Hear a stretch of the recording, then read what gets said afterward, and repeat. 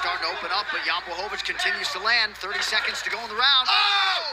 Big left from Jan Blehovich. He's hurt. Reyes in a world of trouble. Jan Blehovich has done it.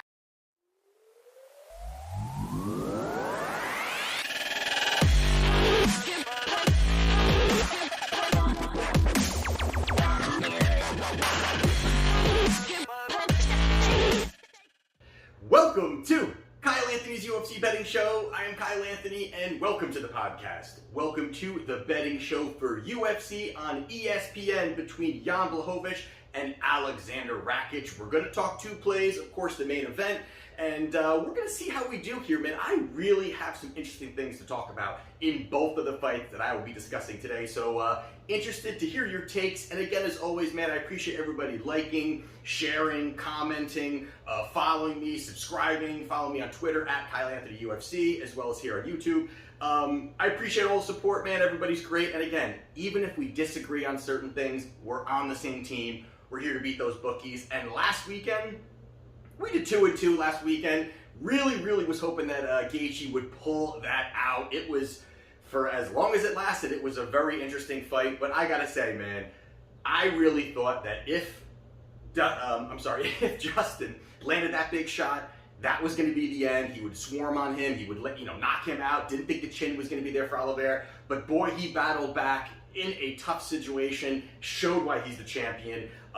So credit to him, but I loved that plus 152 number. Would have made us 1-3. We go 2-2. We move on to the next weekend. So here we are. We're going to talk the main event of the evening this Saturday night between Jan Blehovich and Aleksandar Rakic. So like we always do, we're going to talk about 3 fights for each fighter, see what we see if one fighter can expose the other one, and if the line makes sense to place a wager. So the first person we're going to be talking about here is Jan Blehovich. Right now, he is plus 160. We've got on the other side, we've got Rakic, who's minus 190. The lines have been moving here. Looks like money's been coming in on Rakic for quite some time now, so it's been ticking up. So again, minus 190 on Rakic, plus 160 on Blehovich. So 3 fights ago, Jan fought Dominic Reyes. This was an interesting fight here because you got 2 guys here that big power punchers. Reyes with the whole thing was going on with John Jones, and really a lot was kind of, his star was really starting to blossom there. It was really starting to kind of get things going for him. Looked like he was going to be that next big fighter within the division. And this was early where there was a fight where both of these guys kind of were calculated. They weren't really firing. They both kind of stood on the outside a little bit. They both respected each other's power. And I think the one thing and the weapon that I really liked that Jan was using was that left body kick. I mean, he was landing it, and not only just landing it, but landing it with massive power. I mean, I think he landed a few of them early, and you saw on the side of Reyes, he had a big black and blue quickly, within minutes of that first round. Interesting to see the power that he could put behind that, but they both kind of landed in that first round. Going to that second round is where they both let it loose, let it going, and that's really, I think, Jan finds a lot of success, and that's what he likes to do a lot, is pull out some of the attacks from his opponents. He likes to be the counter-attacker. He likes when guys are firing at him. He's able to kind of dictate the pace by countering, moving out of the way, throwing a leg kick. He wants to have those opportunities to open up his offense off of the counter, and that's what he did in this position.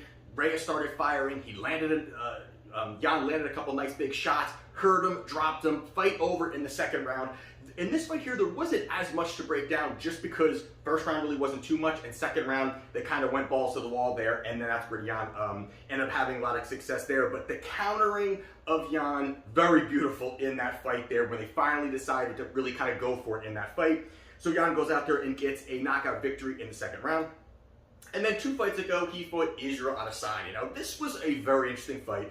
And when you look at this here, I think a lot of people talk about this fight as, I guess you could say, hey, people are kind of saying, hey, Jan used his takedowns. That's how we beat Adesanya. He took him down and kind of laid on him, and that's how he won. If people are saying that, they really need to rewatch this fight again, because really the first 3 rounds, there wasn't really any takedowns. It really wasn't much clinching. It really wasn't too much of any of that.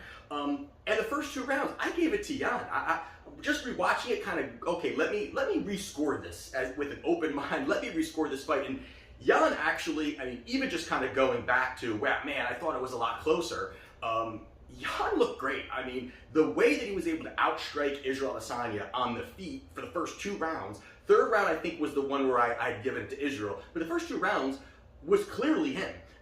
Maybe not clearly, maybe I should take it back, but I thought it was him. He was outlanding, countering, and even the fact that Israel, I think, was very, very worried about the takedowns. I think that opened up a lot of offense for Jan. I think that really helped him kind of, hey, you know, Israel does not want to be on his back. That allowed Jan to kind of dictate the pace. But the one thing I thought that was fantastic was how well he checked Israel Adesanya's leg kicks.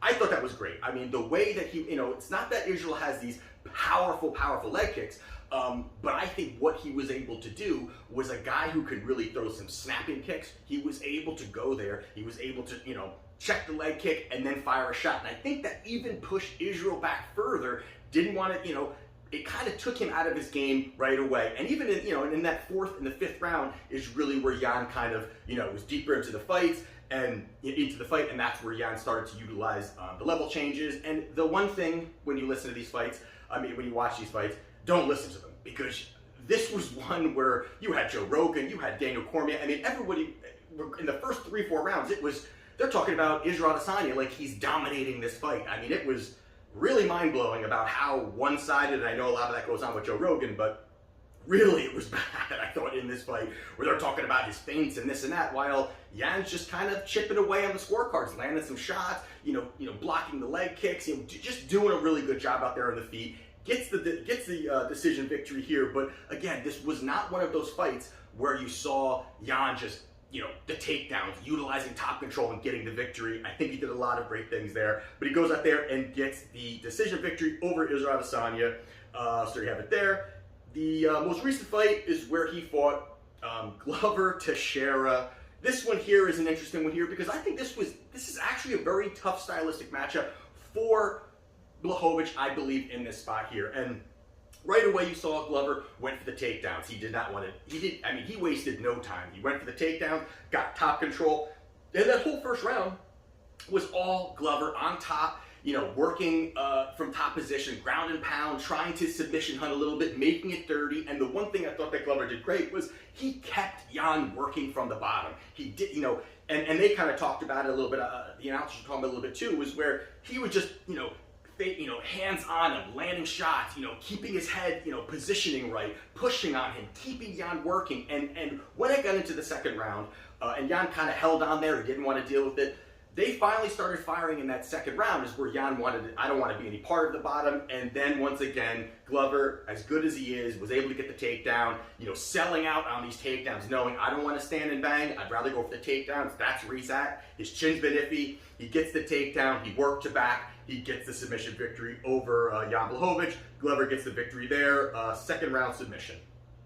On your side, we've got Rakic, minus 190. 3 fights ago, he fought Volkan Ozdemir. Now, this was a fight where both of these guys traded heavy early. I mean, there were some big shots early. They were both trading, and Rakic was pushing forward. He was landing some shots. But the one spot here, and this is something we're going to talk about later, is the leg kicks. And really, Volkov had a lot of success with them. He was landing some nice shots, landing big shots there, and you could see early, I think it was that first round, where there was almost like you know, it was like a softball on his leg as he's kicking. And you could see that Rakic was very thrown off by that. And that allowed Volkov to kind of land a little bit and land a little bit. There were spots here again where Rakic is not a guy that sells out. He's not a guy that goes in and presses and fires big shots. He's done it before. You know, we've seen him, you know, he knocked out Jimmy Manawa, but again, everybody knocks out Jimmy Manawa.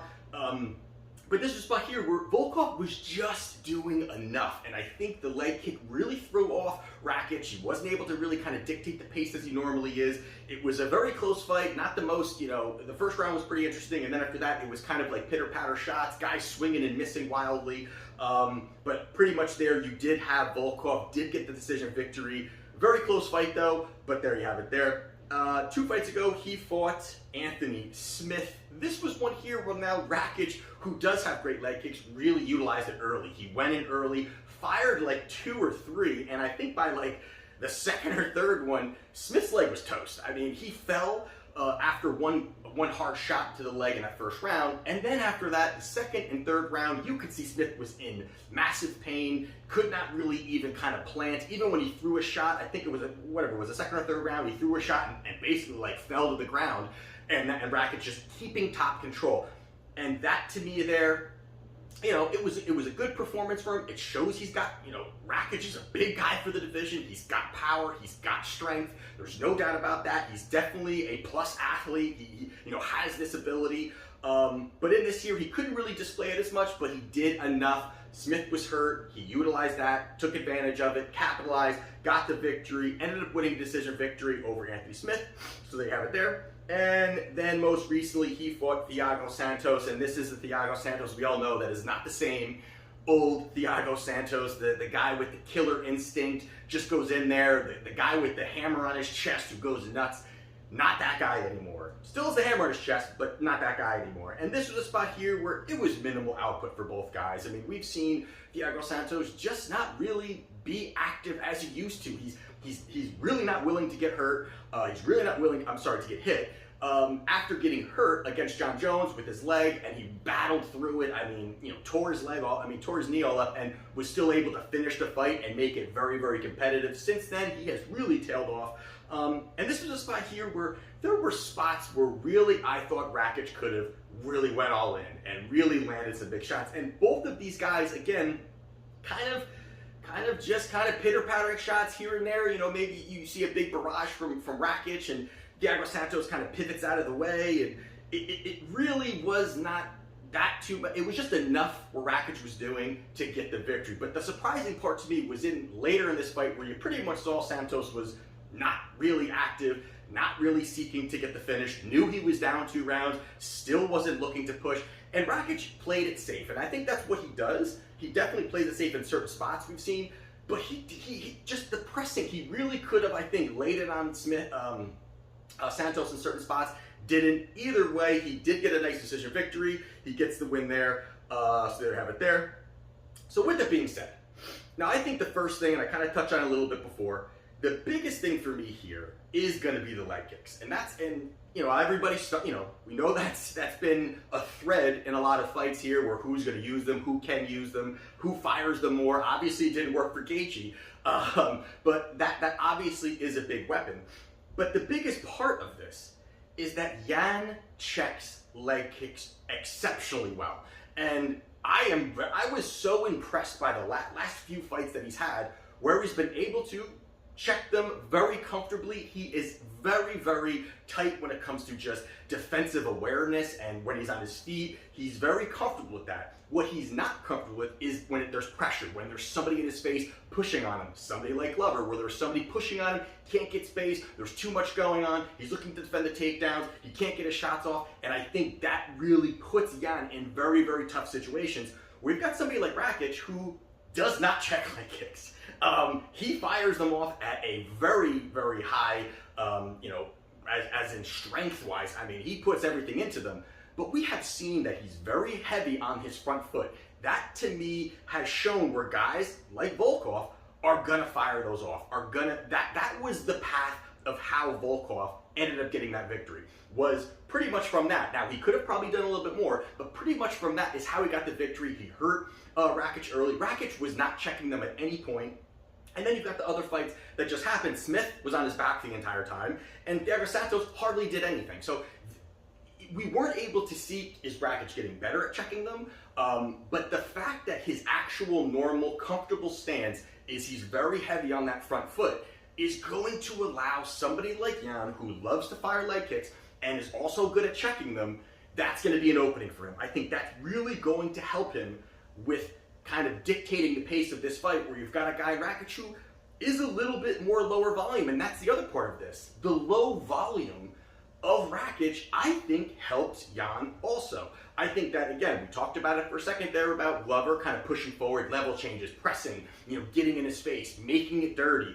Yan is not as comfortable with that. Now, he can be good at chaos. We've seen him knock out a bunch of guys, some guys with some iffy chins in there, but we've seen where, that's been the uncomfortable part for him. I think that this helps, where Rakic is not a guy who's really going to be pressing forward, who's going to be pressing all this volume out, who's going to be landing big shots. There's going to be a lot of rounds. I think if this fight is going to continue to go into later rounds, there's going to be rounds where they're going to be fairly close. And obviously it's going to depend what's going to be happening, but I think that the leg kicks, I think mixing with the low volume of Rakic is really going to present opportunities for Jan, because he's going to have limited pressure. He's going to be very comfortable in that position, and he's going to be able to kind of have what he's done. Same thing where he fought Israel. Israel kind of stayed at range. He was able to work very comfortably. Israel didn't have big volume either there. Someone like Reyes, the same thing. Reyes, volume was not very, not a very big volume, but he was able to kind of, once it happened, he was able to chip away, find the big shot, get the finish. That's the kind of thing I think this is the fight that kind of could happen in this spot there. And the fact that Rakic is very risk averse. He's just a guy who is not willing, even if it's a spot where there is maybe some opportunity for him to kind of advance his position or throw more volume, he doesn't. Not that it's a bad thing, because he's getting victories, he's beaten some very good fighters, there's no doubt about that, but it opens the door for a guy to kind of come in like Blehovich and have the opportunity to be very close with strikes, and also have that opening where he has the offensive shots to throw leg kicks and be able to check them coming back. The other part of this is, a lot of people are talking about, hey, Rakic is going to get these takedowns. He's going to get a takedown. He's going to do, we saw Glover do it. We cannot put Glover and Rakic in the same category when we're talking about grappling. Definitely not in the same category. As in, again, if you're talking on the stand-up and all around, Rakic is definitely a well-rounded, when it comes to strength and age and all of these things. Yes, I think that Rakic is there. But we're talking about grappling. I don't really see Rakic being this guy who's going to rip easily get Jan down. And you've got a situation here where the success rate of both of these guys, you've got Rakic has a 25% takedown success rate, Jan has a 53% takedown success rate. I think this is a spot where Jan may be looking for the takedown. He may try to press it on his own and get that going. So I think that also is another opportunity for him here. Now, the biggest downside, I think, of Jan is obviously the age. Now, that to me here is the biggest problem here, is he's getting up there in age. We're talking about 40-year-old guy, pressing up into that age. Is his skill set going to be there? Coming off, a title loss, and there are some. That's definitely why this is where this is priced. But if he is just where he has been, if he's definitely declined massively over these since his last fight, okay, we're gonna lose. But I think this is a spot we're talking about at -190, +160. This is a spot where I like Jan Blehovich to get this done here. Now, this is not a massive play for me here, but this is definitely going to be a play, because I just think that a lot of people are really, Rakic, again, is that guy. Now, if this line was closer, if you're talking -130, maybe I would be talking about Rakic on this spot, because I think that, again, the youth is there. There are some things. But at this price here, we're looking at it, I really think Jan Blehovich +160 is a good price. I think there's paths for him here. I think the leg kicks are going to be there, and I think that he can definitely go and check the leg kicks of Rakic, implement his game plan, press forward. So I think that the former champ gets the job done. Jan Blehovich gets the victory at +160. And the other fight we're going to talk about is a Marvel Comics dream. It's the Incredible Hulk versus Superman, and I am talking about Ian Cutelaba versus Ryan Spann. Now, this fight here is an interesting one here, because we've got Cutelaba, he's -225, and then we've gotten the comeback, Ryan Spann. Did I say that right? Ian Cutelaba -225, Ryan Spann +185. Now, this one here, obviously, we've got both these guys. They're heavy-handed. I'll go over this one a little bit quicker here. They're both heavy-handed. They both got power. Okay, that one being said. Biggest thing here, the biggest part of this fight for me here is the first round. That is where we're gonna find out who's gonna be the winner, I think, in the first round. And now I don't mean by there's gonna be a finish, which is very possible.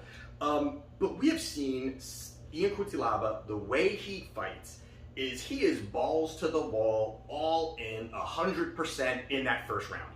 Now, he also does not have great cardio. So we have seen a guy like him go out there, get an early finish, press forward. We've seen him get finished in the first round. We've seen him press, big time, all out. If he can get you, he's going to try to get you in that first round. He's going to try to 10-8 you. He's going to try to finish you. He does not really look to, hey, I'm going to, be economical with my energy and look to get to the later rounds. He's the Hulk. He looks to smash. That's all he's looking to do. And that is definitely a path for him. But the cardio is an issue. Now, I'm not saying that Ryan Spann is Mr. Cardio by any means, but if he can get past that first round, obviously a lot of things can change for Ryan Spann in this spot here. And we've seen, in past fights with Cutelaba, one of his fights against Dustin Jacoby, he 10-8'd him, and then he lost the next 2 rounds. And he almost barely got through some of those rounds. So there are opportunities for him to go out there and have success. And I think, and obviously dramatically it goes down in the second round. I think that is, but I think the spot here for me, if I'm, again, looking at how this fight could play out, mostly, obviously Cutelaba goes crazy in that first round. I don't really think that there's anything else that he's going to do. I think he's going to go crazy. But I think Spann is the guy who's going to look for the grappling, who's going to look for the takedowns. He's not going to want space. He is not going to want space early. He's going to look. He's going to know Cutelaba is going to be going crazy. And he's got to know he's got to clinch up, get this guy wrestling, get this guy working early, start to slow him down, and look to get opportunities in the second and the third round. Whether he wins the first round or not, this may be a good live betting spot where Cutelaba may look absolutely amazing in the first round, and into that second and third round could be where Spann finds some success and could have the chance to have an opportunity to get the victory. But I think that first round is an opportunity for him to kind of work some wrestling.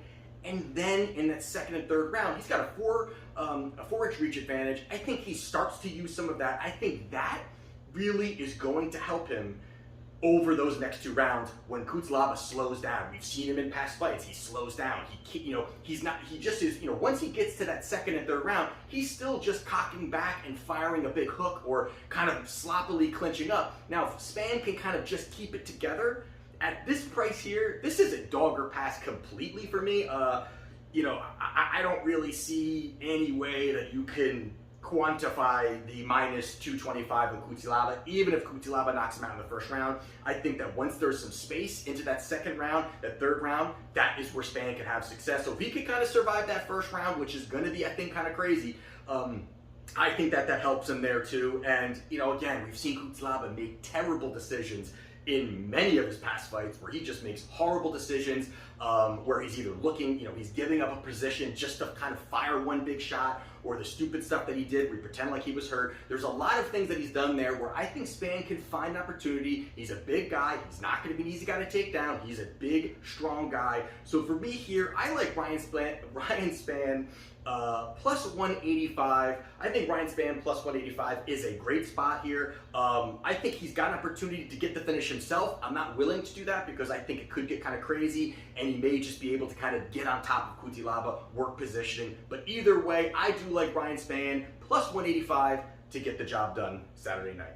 So there you have it. Those are my 3 plays for UFC on ESPN this Saturday night. If you want to check out my client plays, link down in the description. And again, I appreciate everybody who's subscribing, liking, commenting on all of my posts and everything else. I appreciate it. Kind of helps that algorithm thing get going. So there you have it. We will see how we do on Saturday night. And this is Kyle Anthony's UFC Betting Show, and I'll see you next time.